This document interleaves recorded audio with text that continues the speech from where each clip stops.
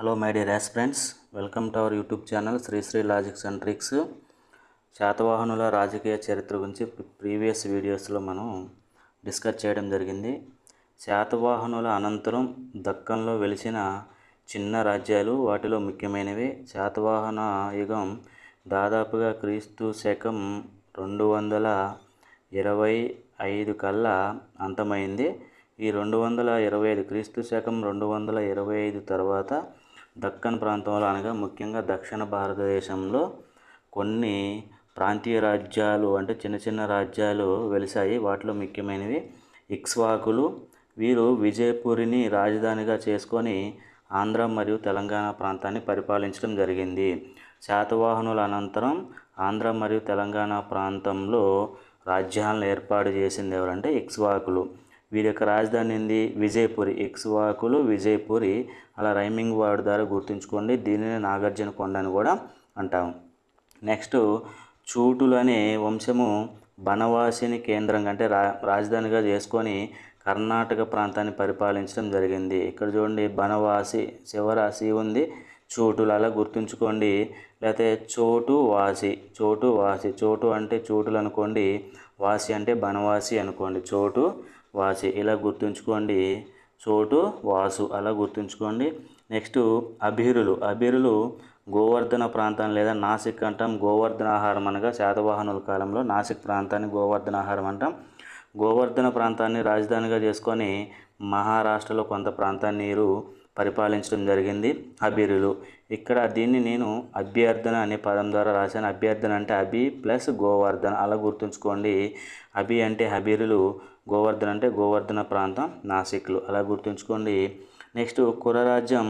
ఈ రాజ్యం రాజధాని కొల్హాపూరు. ఈ కురవంశము ఇది కూడా మహారాష్ట్రలోని కొన్ని ప్రాంతాలని ఇక్కడ కొల్హాపూర్ని రాజధానిగా చేసుకొని కుర రాజ్యం పరిపాలించడం జరిగింది. ఇక్కడ కురవంశం అంటే ఇక్కడ కురాలో కో ఉంది, కొల్హాపూర్లో కో ఉంది అలా గుర్తుంచుకోండి.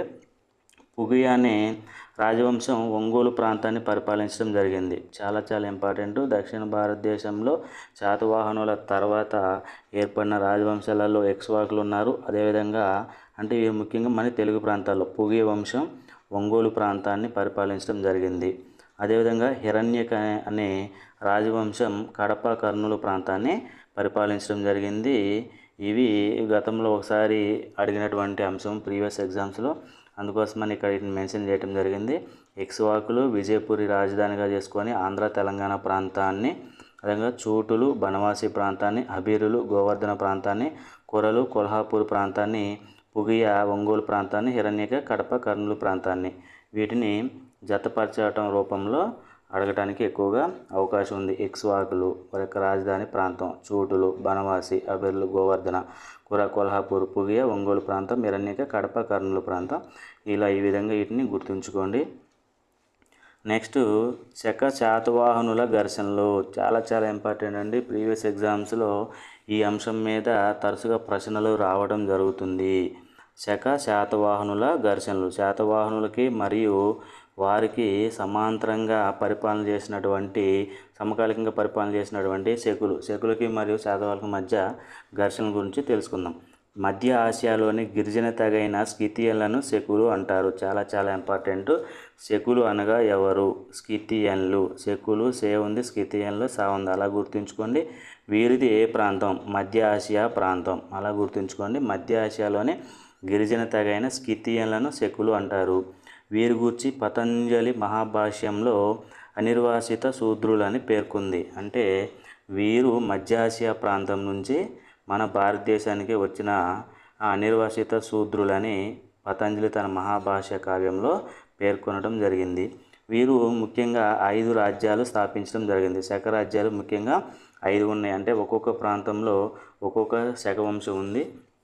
వారు మొత్తం కూడా 5 రాజ్యాలు ఉన్నాయి. అందులో ఒకటి కపిశ. ఈ కపిశ అనే శకరాజ్యం, కపిశ రాజధాని ఏ ప్రాంతం అంటే ఆఫ్ఘనిస్తాన్ ప్రాంతం. అంటే ప్రజెంట్ ఆఫ్ఘనిస్తాన్ దేశంలో ఉన్న కపిశ అనే ప్రాంతాన్ని, నగరాన్ని రాజధానిగా చేసుకొని పరిపాలించిన వంశం కపిశ శకవంశం. ఇది కపిశ శకవంశం. అదేవిధంగా తక్షశిల ప్రాంతాన్ని, తక్షశిల రాజ్యాన్ని తక్షశిల రాజధానిగా చేసుకొని పరిపాలించారు. ఇది పాకిస్తాన్లో ఉంది. నెక్స్ట్, ఆ మధుర రాజ్యాన్ని మధుర శకులు అంటాం, మధుర రాజధానిగా చేసుకొని పరిపాలించారు. ఇది ఉత్తరప్రదేశ్లో ఉంది. నెక్స్ట్ మరొకటి ఉజ్జయినిని రాజధానిగా చేసుకొని పరిపాలించడం జరిగింది. ఇది మధ్యప్రదేశ్లోని మాల్వా మరియు గుజరాత్ ప్రాంతాలకు కలిపి ఉంటుంది ఇది ఉజ్జయిని. ఈ ఉజ్జయిని రాజ్యాన్ని కార్దమాక వంశం పరిపాలించడం జరిగింది. ఈ రాజ్య స్థాపకుడు శస్తనుడు. కార్దమాక వంశం యొక్క స్థాపకుడు ఎవరంటే శస్తనుడు. వీరులు ఈ కార్దమాక వంశంలో అత్యంత గొప్పవాడు రుద్రదమనుడు. క్రీస్తు శకం 130 నుంచి 150 మధ్య కాలంలో పరిపాలించడం జరిగింది. ఇతని జునాగఢ్ శాసనాన్ని వేయించడం జరిగింది. భారతదేశంలోని మొట్టమొదటి ఫస్ట్ సంస్కృత శాసనమైన జునాగఢ్ శాసనాన్ని వేయించింది ఎవరంటే రుద్రదమనుడు. ఇతను ఏ వంశం ఇతంది? కార్దమాక శక వంశం. ఏ రాజ్యాన్ని పరిపాలించాడు? ఉజ్జయిని. ఎందుకని మధ్యప్రదేశ్లో మాల్వా మరియు గుజరాత్ కాబట్టి ఈ జునాగఢ్ శాసనం కూడా గుజరాత్లోనే ఉంది కాబట్టి ఆ విధంగా కూడా గుర్తుంచుకోవచ్చు. ఈ నెక్స్ట్ మరొక రాజ్యం దక్కను శకరాజ్యం. ఇది మాండసౌర్ రాజధానిగా చేసుకొని పరిపాలించడం జరిగింది. ఇది మహారాష్ట్ర సరిహద్దు ప్రాంతం. దీనిని పరిపాలించింది క్షహరాట వంశం. ఈ వంశం యొక్క స్థాపకుడు వచ్చేసి భూమకుడు. క్షహరాట వంశం యొక్క స్థాపకుడు ఎవరంటే భూమకుడు. వీరిలో గొప్పవాడు నహపానుడు. చాలా గొప్పవాడు. గ్రీక్ గ్రంథాల్లో ఇతన్ని మాంబరన్ అని పేర్కొనడం జరిగింది. మాంబరన్ కానీ మాంబరస్ అని కానీ పేర్కొనడం జరిగింది. గ్రీకు గ్రంథాల్లో మాంబరస్ అని పేర్కొనబడిన శకరాజు ఎవరు? నహపానుడు. అలా గుర్తుంచుకోండి. భూమకుడు స్థాపకుడు. ఈ 5 రాజ్యాలు కూడా చాలా ఇంపార్టెంట్. వీటిని మ్యాచింగ్ రూపంలో లేదా జతపరిచే రూపంలో అడగటానికి ఎక్కువగా అవకాశం ఉంది. ఈ కపిశ రాజధాని దీని యొక్క క్రమాన్ని చూసినట్లయితే మనకి భారతదేశం, అదేవిధంగా అప్పుడు మనం భారతదేశాన్ని జంబూ ద్వీపం అంటాం, అఖండ భారతదేశం అంటాం, భారత ఉపఖండం అంటాం. ఈ విధంగా పాకిస్తాన్ ఉంటుంది, తర్వాత ఆఫ్ఘనిస్తాన్ ఉంటుంది. మొదటి రాజ్యం చూసినట్లయితే ఇక్కడ ఆఫ్ఘనిస్తాన్ ఇది కపిశ రాజ్యం. తర్వాత పాకిస్తాన్లో ఉంది తక్షశిల. ఇది పాకిస్తాన్లో ఉంటుంది. కాశ్మీర్ ఈ ప్రాంతం తక్షశిల ఉంటుంది. తర్వాత మధుర అంటే ఇది ఉత్తరప్రదేశ్లో మధుర రాజ్యం ఉంటుంది. తర్వాత ఉజ్జయిని అంటే దీని కింద ఉజ్జయిని ప్రాంతం మధ్యప్రదేశ్. ఇది గుజరాత్ మధ్యప్రదేశ్ కలిపి. దక్కన్ శకం అంటే మాండసౌరి మహారాష్ట్ర సరిహద్దు ప్రాంతంలో ఉంటుంది. క్షహరాట వంశం. ఎప్పుడైతే శాతవాహనులు భారతదేశాన్ని ఏకఛత్రాధిపత్యంగా పరిపాలించారో వారి పతనం తర్వాత ఆ ప్రాంతాల్లో ఉన్న రాజులందరూ కూడా స్వతంత్రాన్ని ప్రకటించుకొని, అంటే ఈ శకులు తమ ప్రాంతాలకు అనుగుణంగా చిన్న రాజ్యాలను ఏర్పరచడం జరిగింది. ఇలా వరుసగా ఉంటేవి ఇవి. అలా కూడా గుర్తుంచుకోవచ్చు. జాగ్రఫికల్గా హిస్టరీని, ముఖ్యంగా యాన్షియంట్ హిస్టరీని జాగ్రఫికల్గా చదివినట్లయితే చాలా ఈజీగా ఉంటుంది. ఆఫ్ఘనిస్తాను కపిశ ఎక్కడుంది? ఆఫ్ఘనిస్తాన్. తక్షశిల ఎక్కడుంది? పాకిస్తాన్. మధుర ఎక్కడుంది? యూపీ. ఉజ్జయిని ఎక్కడుంది? మధ్యప్రదేశ్. మాండసౌర్ ఎక్కడుంది? మహారాష్ట్ర ప్రాంతం. ఈ విధంగా గుర్తుంచుకోండి. నెక్స్ట్ 2వ శాతకర్ణి కాలం నుండి శకులకి శాతవాహనుల మధ్య ఘర్షణలు ప్రారంభమయ్యాయి. చాలా ఇంపార్టెంట్ ఇది. గతంలో అడిగినటువంటి అంశం. ఎవరి కాలం నుండి శకులు మరియు శాతవాహనులకు మధ్య ఘర్షణలు ప్రారంభమయ్యాయి అంటే ఏ రాజు కాలం నుండి? 2వ శాతకర్ణి. దీన్ని ఈజీగా ఇలా గుర్తుంచుకో. 2వ అంటే సెకండ్ శాతకర్ణి శకులు. అలా గుర్తుంచుకోండి. సెకండ్ సా ఉంది, శాతకర్ణిలో సా ఉంది, అదేవిధంగా శకుల్లో కూడా షే ఉంది. షే సే స అలా రైమింగ్ లెటర్ ద్వారా గుర్తుంచుకోండి. సెకండ్ శాతకర్ణి నుంచి శకులకి శాతవాహనులకి మధ్య ఘర్షణలు ప్రారంభమయ్యాయి. శకులను ఓడించిన పైథాన్ రాజు విక్రమాదిత్యుడు బహుశా కుంతల శాతకర్ణి అయి ఉంటాడని చరిత్రకారులు పేర్కొన్నారు. ఇక్కడ విక్రమాదిత్యుడు, శకులను ఓడించిన పైథాన్ రాజు విక్రమాదిత్యుడు. ఈ విక్రమాదిత్యుడు పేరు మీదనే క్రీస్తు పూర్వం 57 నుంచి విక్రమ శకం ప్రారంభమైనట్లుగా పేర్కొంటారు చరిత్రకారులు. క్రీస్తు పూర్వం అంటే బీసీ 57 నుండి ఈ విక్రమ శకం ప్రారంభమైనట్లు పేర్కొంటాడు. అంటే కళింగ కార్వేలు రాజును ఓడించిన సందర్భంగా అప్పటి నుంచి క్రీస్తుపూర్వం 57 నుంచి ఈ విక్రమ శకాన్ని ప్రారంభించినట్లు పేర్కొంటారు. మరి పెరిప్లస్ ఆఫ్ ఎరిథ్రియన్ సీ ప్రకారం మాంబరస్ అంటే నహపానుడు. మరి శాతవాహనుల వాణిజ్య నౌకలను శాతవాహనుల రేవైన కల్లిన అంటే కళ్యాణి రేవు నుండి తన రేవు భార్యగజ బరుకచ్చ లేదా బ్రోచ్ అంటాము తరలించాడని పేర్కొనటం జరిగింది. ఇక్కడ చూడండి, పెరిప్లస్ ఆఫ్ ఎరిథ్రియన్ సీ అనే గ్రంథం ప్రకారం మాంబరస్ అంటే నహపానుడు, ఏం చేశాడు, శాతవాహనుల యొక్క వాణిజ్య నౌకలని శాతవాహనుల రేవు కళ్యాణి నుండి, అంటే మహారాష్ట్రలోని కళ్యాణి ప్రాంతం నుంచి, కళ్యాణి నుంచి తన రేవు ద్వారా భార్య గజ లేదా బరుకచ్చ లేదా బ్రోచ్ అని అంటే గుజరాత్ ప్రాంతానికి తరలించడం జరిగింది. ఎందుకని ఈ నహపానుడు ఏ ప్రాంతం, ఉజ్జయిని మహారాజు, ఇక్కడ ఉజ్జయిని రాజ్యానికి సంబంధించిన కార్దమాక వంశం యొక్క రాజు దక్కన శాఖ యొక్క మాండసోర్ ప్రాంతం యొక్క క్షహరాట వంశం రాజు నహపానుడు. మరి ఈ నహపానుడు తన కళ్యాణి రేవు నుంచి శాతవాహనుల యొక్క నౌకలను బరుకచ్చ లేదా బ్రోచుకు తరలించాడని ఈ పెరిప్లస్ ఆఫ్ ఎర్ట్రియన్ శ్రీలో పేర్కొనడం జరిగింది.